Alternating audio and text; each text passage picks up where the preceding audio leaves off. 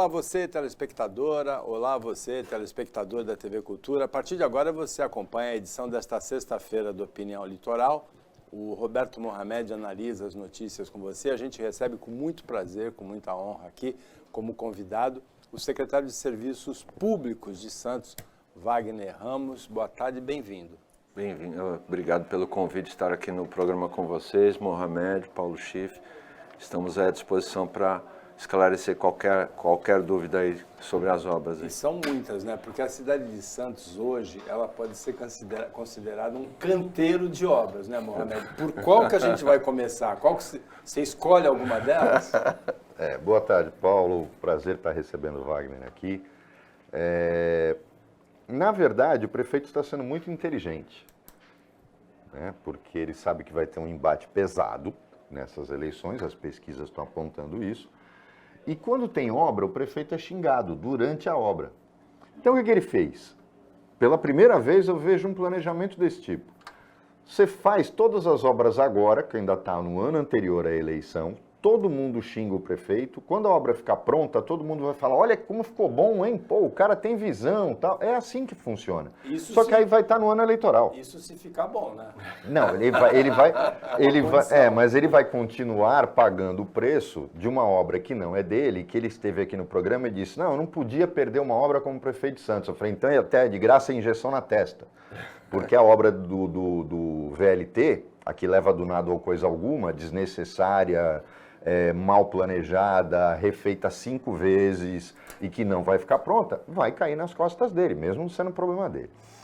O Wagner, eu queria começar por um ponto de partida para a gente fazer o programa, porque uma das coisas que me preocupa no serviço público, às vezes, é a superposição de atribuições.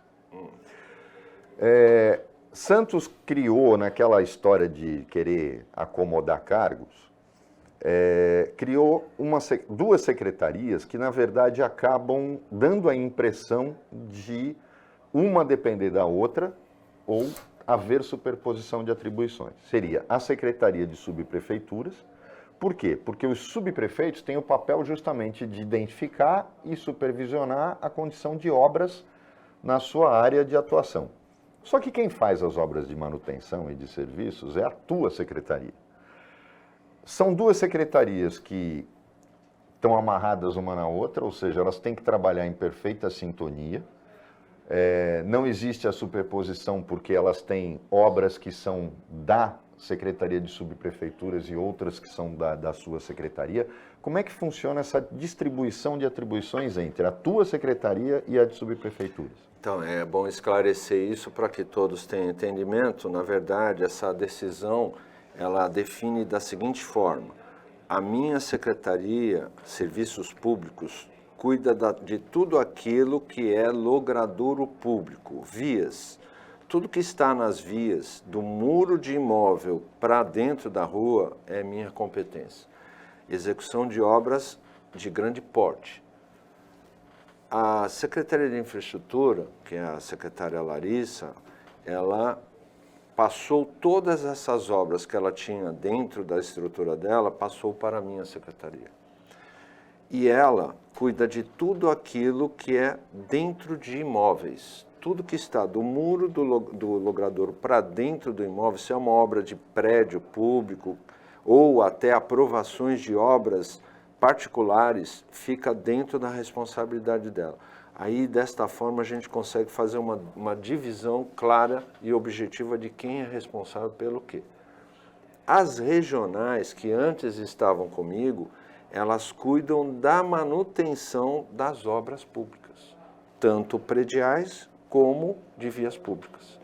Então, os dois secretários, Larissa pela CIED e Wagner na CESERP, cuidam de todas as obras que têm que ser licitadas, contratadas e executadas, que sejam de grande porte, dentro da área de predial e dentro da área de serviços públicos no viário. E essa divisão é muito importante porque desta forma você consegue dizer, aconteceu alguma coisa no prédio, a responsabilidade da obra daquele prédio é da Secretaria de Infraestrutura.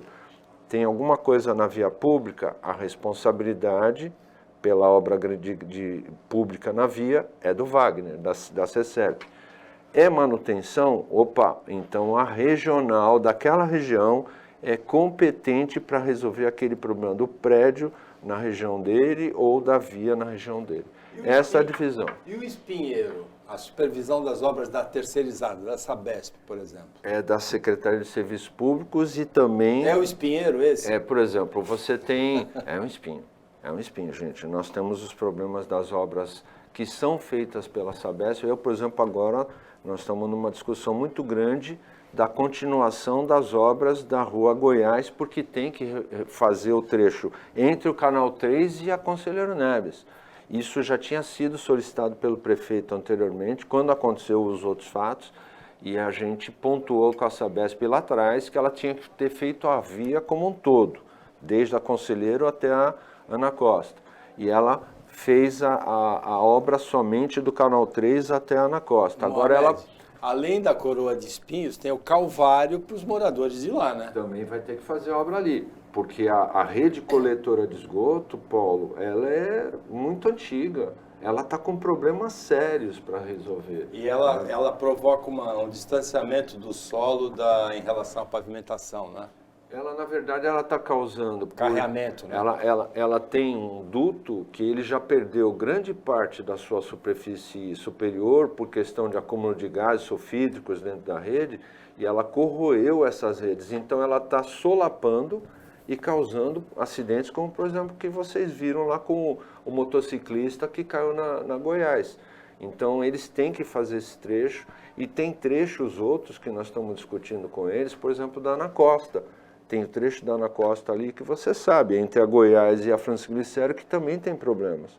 Então é um calvário, a gente está questionando o governo do estado, o prefeito tem atacado muito isso junto ao governador, e inclusive com a direção da Sabesp, para que a gente tenha investimentos na cidade de Santos que possam prosseguir na rede de esgoto.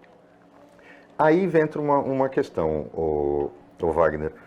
A saída disso talvez não fosse porque a Sabesp é uma concessionária de serviços, embora do Estado, ela é uma concessionária de serviços.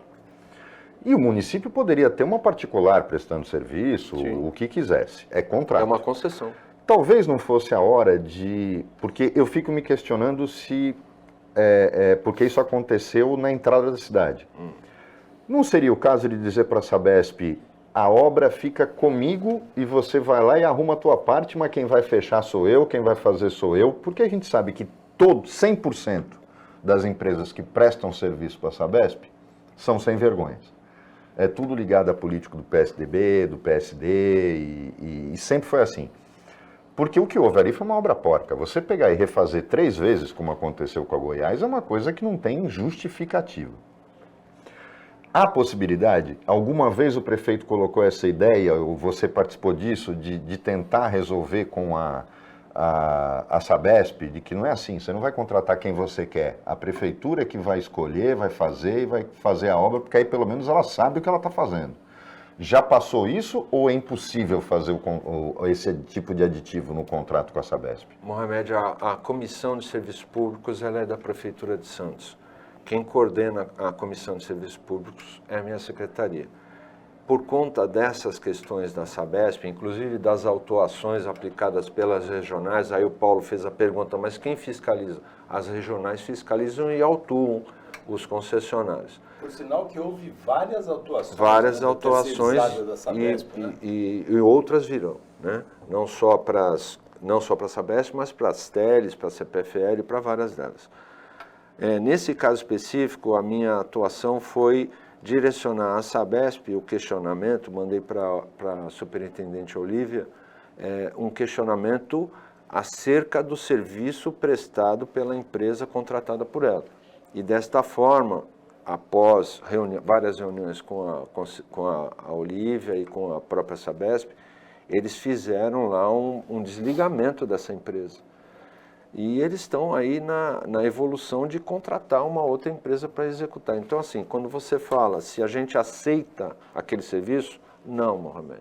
Se tiver lá um serviço mal feito, multas são aplicadas e a empresa responsável, na verdade, a gente não autua a contratada da Sabesp. Autua a Sabesp, pela falta da prestação de serviço que ela está fazendo. É que algumas vezes é muito tarde, né? Eu lembro de em Cubatão, uma motorista perdeu o bebê num reparo mal feito na Avenida Beira-Mar, em Cubatão, pela Sabesp.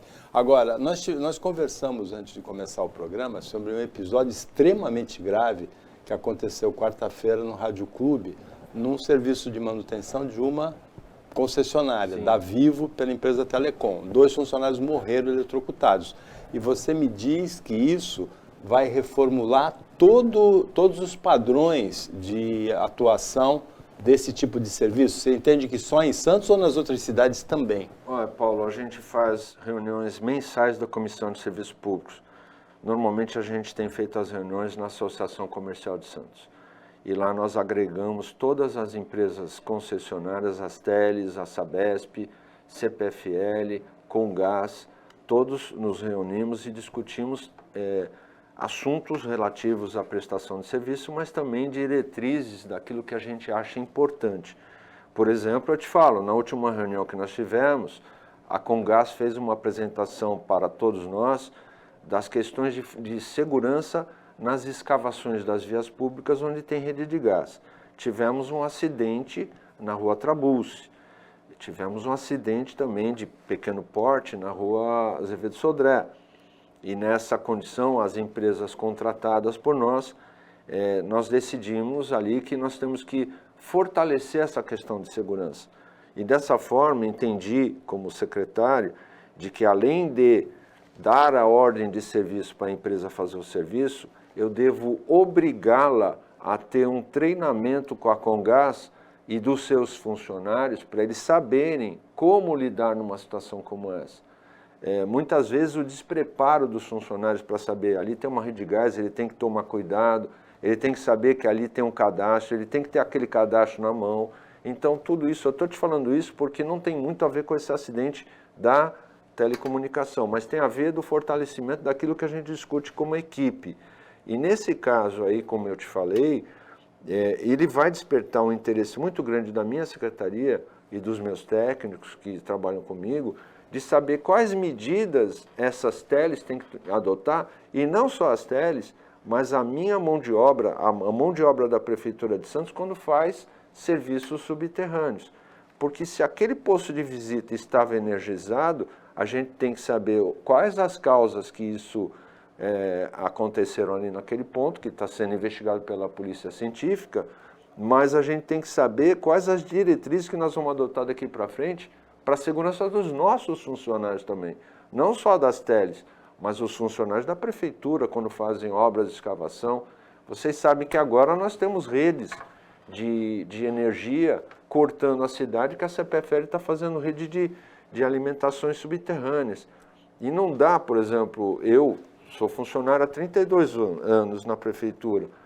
A gente tem memória de tudo que a gente fez e temos os cadastros de tudo que nós fizemos e os outros fizeram. Mas eu tenho que ter a minha cabeça pensa assim, será que um dia a regional da Orla vai fazer uma boca de lobo numa esquina e o funcionário vai perceber que tem uma rede de energia ali passando? Eu tenho que ter essa visão. É essa a nossa preocupação. O que é feito nesse momento, de 10, 15, 20 anos para cá, tem cadastro. O que foi feito para trás, muitas vezes não tem o cadastro. Não tem. Opinião Litoral volta depois do intervalo bem rapidinho.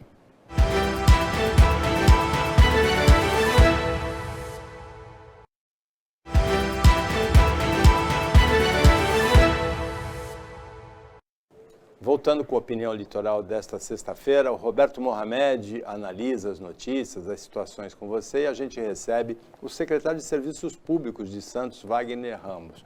Mohamed. Wagner, você tocou numa questão delicada, que é essa as concessionárias, na verdade, terceirizam todos os serviços e muitas vezes se preocupando única e exclusivamente com o custo e não necessariamente com qualidade ou treinamento. A gente sabe, por exemplo, tem antenas de empresas de telefonia celular espalhadas por prédios na cidade toda. Eu sei que hoje não pode colocar mais, mas existe algum tipo de trabalho no sentido de amarrar Você acabou de falar que está exigindo, agora deve sair uma normatização para exigir treinamento desse pessoal todo. Na Congresso. Mas tem alguma forma, a prefeitura pretende, e me preocupa às vezes que é preciso estourar a coisa para depois as pessoas começarem a olhar, a receber uma coisa que ninguém nem sabia o que era, antes do que aconteceu na Boate Kiss. Depois passou a ser o documento mais importante que todo mundo corre atrás. Existe alguma propensão da prefeitura a amarrar essas concessionárias? Por exemplo, você falou da comissão de obras, comissão de serviços. Existe a ideia de se tentar fazer esse grupo sentar numa mesa e dizer, ó, de agora em diante, a obra aqui vai ter que ser feita assim, assim, assim? É essa a ideia do que vem por aí? É essa a ideia do que está sendo feito, já está sendo feito através da Comissão de Serviços Públicos, a gente tem essa ligação com todas as concessionárias. E é interessante falar, assim, o Mohamed, Paulo, no caso das teles, nós temos um problema muito sério. Por quê? Porque a concessão é feita pela Anatel. E ela segue o rito daquilo que está na ANEEL, na Agência Nacional de Energia Elétrica. Por quê? Porque os postes são da empresa, da concessionária, da CPFL. Ela é a responsável pelo uso do poste. Mas quem define quem vai passar por ali com aquela fiação é a ANEEL. Ora, muitas vezes a gente nem sabe qual é a empresa que está prestando serviço em Santos. Você não sabe, por exemplo, a legislação fala que pode ter no máximo 5 fios num poste. Vai lá na rua ver quantos fios tem lá, Mohamed. Aí você fala assim, mas todo mundo que está ali naquele poste, por exemplo, ele está funcionando? Não, muitas vezes a concessionária passa um cabo, daqui a 6 meses ela vai lá, eu vou passar outro, passa outro cabo e o velho não tira. Então, este trabalho de formiguinha que a gente está fazendo na cidade de Santos já foi polo para uma decisão da própria CPFL de colocar aqui um coordenador dela mesma na questão da fiação do uso dos postes em Santos. Nós mandamos um ofício para a ANEEL e para a Anatel, o prefeito assinou esses documentos que a gente mandou para lá, questionando exatamente essas questões. Não tem controle dos fios que estão nas ruas. E o que eu entendo, eu sou arquiteto, então assim, para mim, a gente deveria ter as ruas como muitas cidades do exterior que não tem fiação nos postes. É uma coisa mais bonita, né? Vai lá na Brigadeiro Faria Lima, em São Paulo, você vê como é que é a avenida quando não tem uma fiação. Wagner, por falar nisso, a obra da Azevedo Sodré, a ideia inicial era essa, que não tivesse mais postes. Ela foi reformulada, né? O conceito inicial. O projeto dela prevê embutimento de fiações, de telecomunicações, não de rede de energia. Não, até porque a CPFL, num dado momento, o governo do Beto, a gente fez um embutimento da rua 15 de novembro. Mas os transformadores estão enterrados. As normativas da CPFL não permitem mais desta forma. Você tem que botar aqueles gabinetes nas esquinas que ficam como se fosse um armário com equipamento ali dentro. Isso é muito perigoso. Então a obra segue o conceito original? Ela segue o conceito original de embutimento das fiações de teles. As redes de elétrica não. E nesse sentido eu quero até manifestar isso. Quando a gente fez a Floriano Peixoto, o quadrilátero do Gonzaga, nós botamos os dutos subterrâneos. As teles levaram quase 1 ano para descer. O que vai acontecer na Azevedo vai ser mais ou menos a mesma coisa. Por quê? Porque eles têm que ainda ter a previsão financeira de embutir as fiações. Tá? Então nós vamos deixar os dutos preparados, as caixas de acesso aos imóveis e depois eles vão migrar. Tolentino Filgueiras, a mesma coisa. Mês passado, por exemplo, para vocês saberem, a gente desceu todo mundo, ó, não quero mais fio aqui. Se não tirarem até aquela data, eu vou lá e vou com o CPFL e vou cortar todo mundo. Eles desceram. Só que 1 mês depois apareceu um fio. Aí eu alertei, CPFL, tem um fio lá. Ah, descobriram que era concessionária tal, aí o cara falou, não sabia, fomos lá e puf, corta. É assim que a gente está agindo, Paulo. Tá? Agora uma curiosidade rápida, assim. Quando houve a explosão dos celulares, da telefonia celular, tinha uma lenda de que essas antenas prejudicariam o morador do prédio que ela está instalada e tal. Você tem alguma informação sobre isso? Isso já é bobagem foi, isso? Já foi alertado por vários documentos, a gente já fez todas as análises daquilo que foi apresentado pela Anatel. A Anatel rege essa situação e não há comprovação científica, até onde nos mostraram, de que isso causa algum problema para as pessoas, tá? Olha, Paulo, o que eu posso te dizer é assim, se houver um dia alguma comprovação de risco, a prefeitura vai ter que tomar providência, porque nós não vamos deixar ninguém exposto, tá, a algum risco que seja para a saúde. Isso não vai acontecer. Wagner, Santos tem uma região, é uma região que, além de ter o problema do solo, por ser, né, uma cidade costeira, tem muito morro. Eu quero ir para esse assunto porque a gente sabe que houve uma ocupação desordenada dos morros de Santos. E você tentar corrigir depois o problema, o governo do estado tentou fazer isso na Serra do Mar e não conseguiu. E o grande problema lá é o que eu acho que vocês enfrentam aqui. Vocês vão lá, identificam uma área de risco, tiram todo mundo, mas se não colocar aquilo abaixo no mesmo dia, no dia seguinte está ocupado de novo e às vezes é pelo parente do cara que saiu, que ele vai receber o aluguel social e aí ele já bota o primo lá para fazer a mesma coisa. E você nunca consegue resolver, fica enxugando gelo. Existe um planejamento de resolver esse problema em curto prazo? Eu estou falando curto prazo porque a gente tem eleição ano que vem, e ano eleitoral começa aquelas restrições todas, porque a gente teve coisas muito sérias. A maior parte ocorreu no Guarujá? Ocorreu. Mas essas mudanças todas que a gente está pagando o preço das alterações climáticas, Santos está sentindo isso na pele. Existe um projeto, uma operação, pelo menos para acabar com o risco mais grave, mas que possa surtir efeito mesmo, de tirar as pessoas e derrubar as casas no mesmo dia para não deixar ocupar, ou pelo menos fazer um serviço de segurança para que isso aconteça?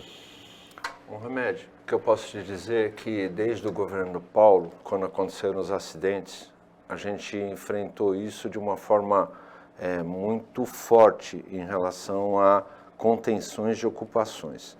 Para nós, desde a época do acidente nos morros, aí, que foi mais grave no Guarujá, e logicamente em Santos tivemos lá 5 mortes, inclusive 8 mortes, na verdade, né, no total, e o mais grave foi ali no Morro do São Bento, ali naquela região onde morreram as crianças. Lá eu estive lá pessoalmente vendo tudo o que aconteceu, e eu falo para ti, o governo do Paulo e o governo do Rogério prosseguiram numa tarefa de executar obras de contenções nas áreas mais graves. Isso está sendo feito ainda, tem muitas obras que já foram feitas.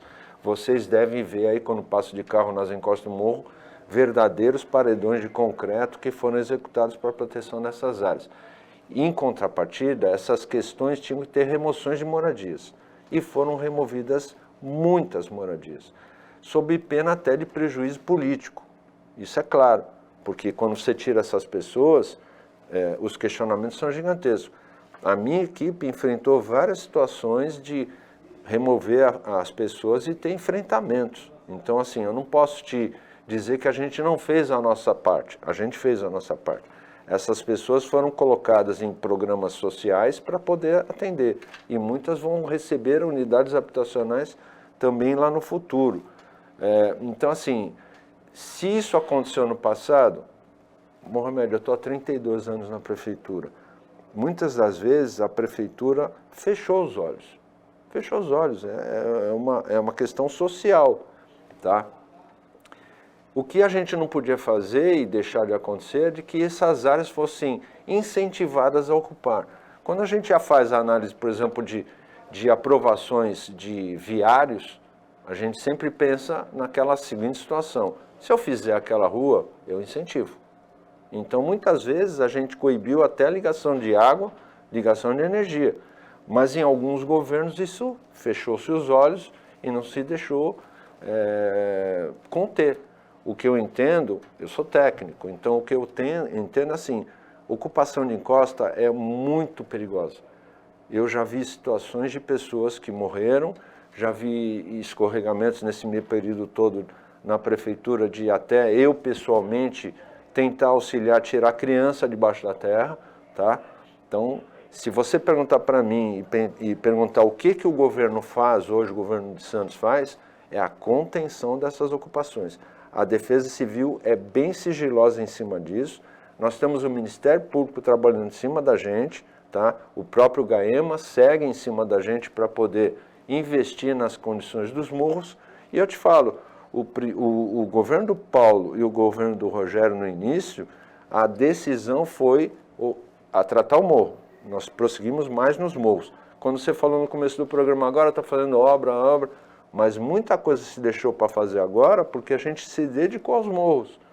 E a época da pandemia também foi muito grave para cima de tudo que a gente fez de execução de obras. É isso.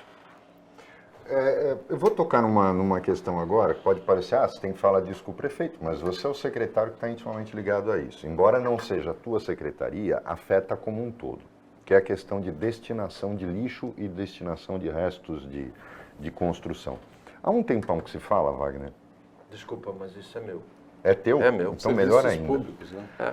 A usina compactadora de lixo. Há um tempão que se fala disso. E eram duas ideias, a compactadora e a usina incineradora. Me parece que essa intervenção do Ministério Público, que eu já cansei de dizer aqui, que a Constituição criou um monstro, que às vezes um promotor, pela opinião pessoal dele, impede o desenvolvimento de uma região. Como é que está esses dois projetos, que já se falou de tudo, já chegou a trazer até ideias de empresas que diziam que iriam fazer, que poderia ser uma obra metropolitana, atendendo as outras cidades que têm o mesmo problema que Santos. Como é que isso, o que é mais fácil andar, a compactadora ou a incineradora? Seria em Santos ou está sendo tratado como metropolitano? Mohamed, é assim, isso não é tratado como metropolitano porque nós estamos com uma PPP, uma parceria público-privada de Santos, para fazer a coleta, a destinação e o tratamento desse resíduo. A PPP é que vai apontar, e isso está em curso agora, inclusive nós estamos agora na reta final dessa PPP, dessa licitação, e as empresas vão apontar qual a melhor solução para essa situação, a nível de custo, a nível de tecnologia. E, logicamente, isso pode surgir numa proposta de qualquer uma delas de fazer incineração ou o que seja. A incineração tem muita resistência dos ambientalistas, né? Sim, mas eu entendo assim, hoje as soluções são essas, mas pode surgir outras. A tecnologia muda, como, por exemplo, a própria PPP da iluminação, que eu também estou fazendo. A iluminação pública também é nossa, da minha secretaria. Hoje nós temos as lâmpadas LED.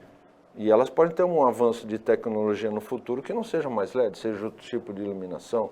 O que vale nesse momento é a proposta técnica versus a proposta econômica. Em percentuais, quanto que da iluminação pública de Santos hoje é lâmpada de LED? Bom, são 33 mil pontos na cidade de Santos. Eu não lembro o número certo, mas eu diria para ti que cerca de 50% disso, tá? E nós vamos substituir 100%. A economia é visível? É visível, é mais de 30%. Tá? O Opinião Litoral para o intervalo rapidinho, fica com a gente.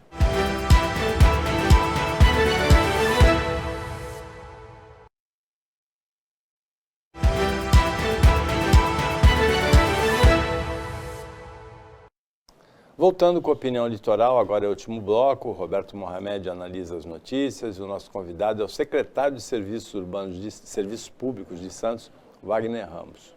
Ô Wagner, fala agora de uma coisa que muita gente está vendo e tem gente que relega isso a uma coisa estética e eu não acho. Eu acho que num núcleo urbano como é Santos, como é São Paulo, é que a gente tem praia. Mas, na verdade, nós temos os problemas de um núcleo urbano como tem em São Paulo. A diferença é que tem praia, as pessoas acham que isso faz com que desestresse a sociedade como um todo. O que foi causa de estresse na época da pandemia, porque as pessoas queriam ir quando não podiam. Mas está havendo eu acho que foi um plano de recuperação de áreas de convivência, que são as famosas praças. Santos nunca não teve nunca muita preocupação com isso. Ou se fazia praça e daqui a pouco ela estava abandonada, e se você abandona um determinado logradouro, em um ano ele virou dormitório de morador de rua, está depredado. e está se fazendo uma obra. Tem uma que chama atenção porque ela está sendo feita com muito cuidado e está sendo feito um trabalho, eu acho que vai ser talvez a praça mais bonita de Santos, que é aquela praça dos ciclistas e motociclistas na ponta da praia. Isso faz parte de um projeto como um todo, de revitalização. Por exemplo, pode chegar na Praça Independência, pode chegar nas praças do centro da cidade ou não. Está sendo focalizado em as menores primeiro e depois vai ser feita, aplicada aquela política de adote uma praça, ou seja, entregar para uma empresa queira explorar a publicidade e tal, e vai adotar aquela praça. É essa a política ou não? Vai continuar sendo manutenção da serviço público? A adoção de algumas áreas de praças, isso já tem pelo programa Cidade Verde. Ele tem uma configuração de adoção daquele logradouro, cuidar dos jardins, isso já existe. Infelizmente, as pessoas só tem 2 empresas que estão adotando praças e uma delas é que fez a adoção na maior parte delas, porque ela colocou os totens que tem as publicidades e os relógios, né?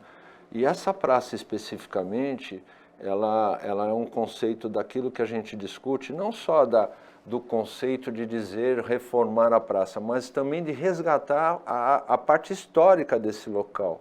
Porque nesse local aí no Canal 7 é onde se faziam as corridas de motociclismo na época, no passado, eu não lembro exatamente o período, mas deve ter sido de 1940 em diante, e que corriam inclusive na Pedro Lessa, no Canal 7, faziam um circuito ali no Rebouças. Então, quando a gente pesquisou a história desse local, e logicamente tratando muito desse assunto com meu amigo muito chegado, né, o Bezzi, ele foi meu regional dos Morros, depois foi regional da Orla, a gente discutiu muito sobre esses assuntos e a gente pesquisou que naquele local seria importante resgatar a história da cidade de Santos. Então, por que ciclismo, por que motociclismo? Porque também teve muita coisa de ciclismo ali naquela região. E o Bezzi, ele tem uma história muito grande por conta do avô dele, né, Luiz Bezzi, que foi campeão santista e inclusive brasileiro de motociclismo, né? E muita gente correu ali, naquele circuito que era feito ali na Ponta Praia. Isso fez muita história. E a gente resolveu resgatar essa história daquele local, fizemos um projeto, uma análise daquela região, discutimos muito isso com o prefeito, inclusive, e de resgatar aquele espaço lá com essa homenagem. Mas assim, a gente não está somente nessa praça. A gente fez intervenções em várias praças do Canal 1, tá? As regionais trabalharam através de projetos que a gente elaborou, de resgate dessas praças. Estamos com um projeto agora na Benedito Calixto de colocar lá uma estátua em homenagem a Benedito Calixto naquela praça que fica ali na Pompeia. Tá? Tem a cereja do bolo, que é o Parque do Valongo, né? Parque do Valongo. Que o Mohamed falou que essas obras vão terminar em período assim pré-eleitoral e o prazo é junho de 2024. Agora, o desenho dessa praça, ele é bem um desenho, dá para ver que é um desenho de arquiteto, né? E é o arquiteto Glaucus que coordena isso, né, essa equipe? O secretário de Desenvolvimento Urbano, ele coordena a maior parte desses projetos, mas esse projeto aí, na verdade, foi desenvolvido pela minha secretaria. Que você tem vontade, você como arquiteto, de vez em quando dá vontade de dar um pitaco? Não. Ai, Paulo, eu dou muito pitaco, Paulo. Dá? Eu sou arquiteto urbanista, mas às vezes eu vejo os projetos, é lógico que eu não interfiro nos projetos dos outros arquitetos. Eles até ficam chateados quando eu falo alguma coisa. E Wagner, isso me chama a atenção, porque é prático isso. Todas as cidades do entorno de Santos, que fazem parte da Baixada, não estão fazendo isso. E todo mundo fala, o governador de estado, por exemplo, para ele a iniciativa privada é maravilhosa, é a solução de tudo, tem que privatizar tudo, privatizar a polícia, hospital, corpo de bombeiro, porque a iniciativa privada é o máximo. Aí quem vai para Guarulhos viu o que é a iniciativa privada, transformaram o maior aeroporto da América Latina numa rodoviária vagabunda. Santos está usando, criou como se fosse uma fábrica de projetos. Tem o seu próprio arquiteto, uma equipe de arquitetos e engenheiros que está fazendo os projetos. E a gente está vendo que dá certo. Por quê? A entrada da cidade, eu acho que foi o maior exemplo disso. E se gasta muito dinheiro com o projeto. O projeto as pessoas às vezes não entendem. Tá, mas gastou tanto. Não, não, não. Isso aqui que se gastou é só com o projeto. Depois a gente vai tentar arrumar dinheiro para fazer a obra. Quando que houve essa ideia de vamos parar de ficar pagando projeto para quem vem de São Paulo para cá e não tem nada a ver com a história da cidade e vamos começar a usar a nossa equipe porque a nossa equipe é boa. São caras que têm 20 anos de prefeitura, 25. Em que momento se deu essa mudança, Wagner? E está realmente surtindo efeito? É como a gente vê? Efeito. Na verdade, isso partiu já do governo do Paulo, dali para frente, quando a gente discutiu a entrada de Santos, o prefeito nos chamou em reunião, todos os técnicos, e disse, ou a gente contrata o projeto e gerenciamento, e naquela época, eu lembro algo em torno de 8 milhões só para fazer o projeto e gerenciamento da entrada de Santos. E naquele momento a gente falou, mas puxa vida, por que a gente não faz em casa, né? E aí eu fui nomeado o gestor do programa, né? E, na verdade, a minha função foi agregar pessoas, tá? Ter um conjunto de técnicos da prefeitura que pudessem nortear aquele projeto e ele acontecer. Todo da prefeitura ou veio gente da antiga Prodesan também? A Prodesan participou, todas as secretarias participaram. Porque a Prodesan tinha uma estrutura de projetos Tinha uma estrutura, mas nesse caso a Prodesan não elaborou os projetos. Os projetos foram elaborados ou pelo governo do estado, através da Ecovias, ou foram elaborados pela Dersa, né, que já não existe mais, né, está encerrada, e pela própria equipe da prefeitura, da secretaria do Glaucus, que era a Sedurb, pela minha secretaria, pela secretaria da Larissa, todos envolvidos se uniram e a gente fazia as reuniões semanais com o prefeito comandava essas reuniões, tá? E aí, dessa forma, a gente conseguiu conduzir, economizando erário para o município.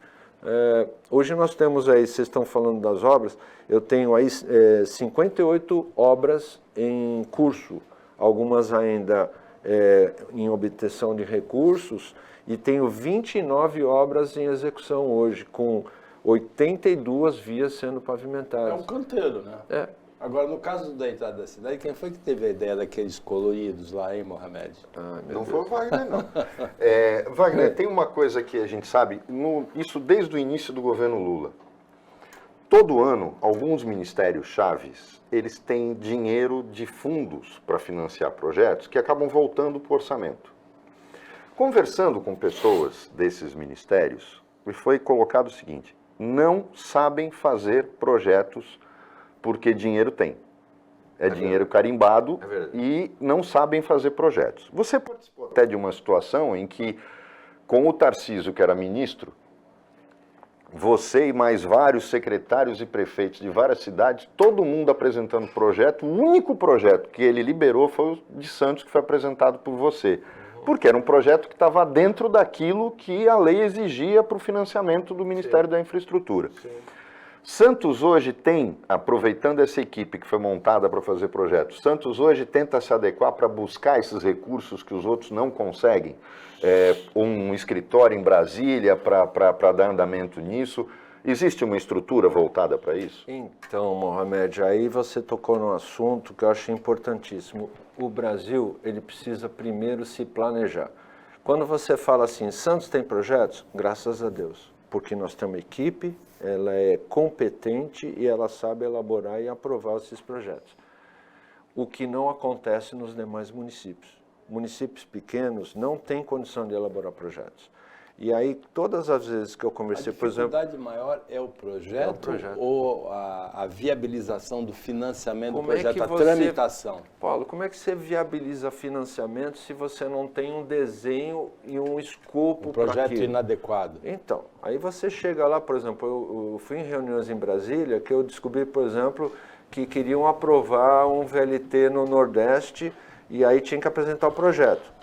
E mandaram caixas e caixas para o Ministério para aprovação. Dentro dessas caixas tinham os equipamentos que iam usar, os veículos que iam usar no VLT, mas não tinha o projeto. Como é que você viabiliza um projeto?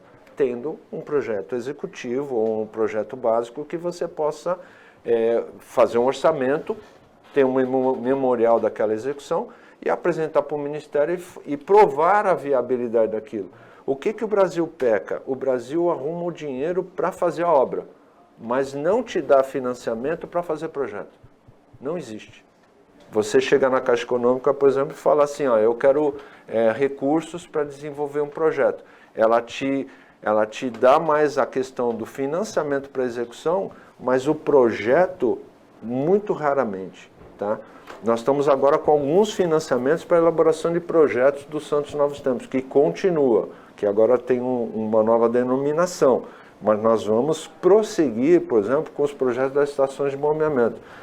Para nós, executar aquela estação de bombeamento lá na divisa de Santos São Vicente, foi como se a gente criasse coragem daqui para frente daquilo que a gente pretende fazer.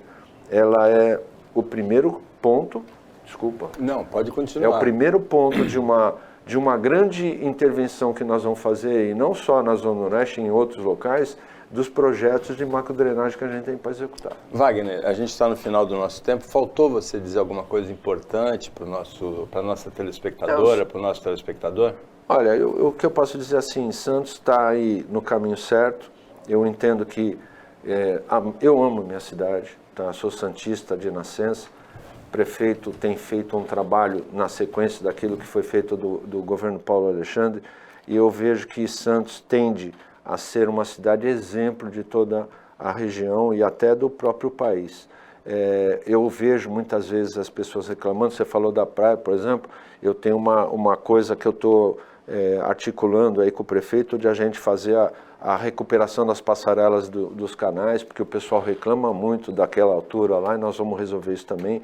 Então são coisas que a gente faz com muita dedicação, com muito amor pela nossa cidade.